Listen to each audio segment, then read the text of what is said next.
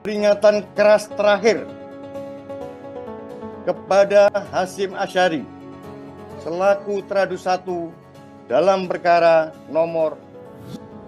Ketua Komisi Pemilihan Umum Republik Indonesia, Hasyim Asyari disanksi peringatan keras terakhir oleh Dewan Kehormatan Penyelenggara Pemilu Republik Indonesia. Sanksi ini dijatuhkan karena Hasyim diduga melanggar etik sebab menerima pendaftaran Gibran Raka Buming Raka menjadi calon wakil presiden.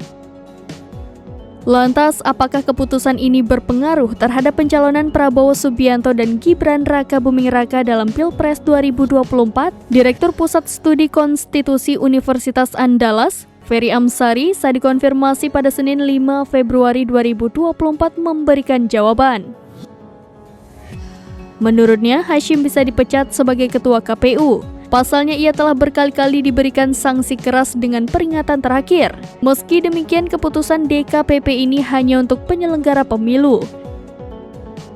Apabila ingin berdampak terhadap pencalonan, maka harus diajukan gugatan ke Bawaslu dan Pengadilan Tata Usaha Negara. Diketahui sanksi terhadap Hasyim dibacakan Ketua DKPP Republik Indonesia Hedi Lugito dalam ruang sidang di kantor DKPP Republik Indonesia Jakarta Selatan pada Senin 5 Februari 2024. Tak hanya Hasyim, ada 6 anggota KPU yang turut diberikan sanksi. Mereka ialah Yulianto Sudrajat, Agus Melas, Betty Epsilon, Idrus, Idham Holik, Muhammad Afifuddin, dan Parsadaan Harahap.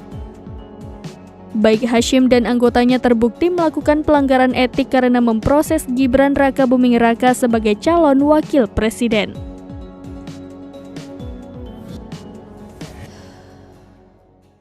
Download Tribun X sekarang, menghadirkan lokal menjadi Indonesia.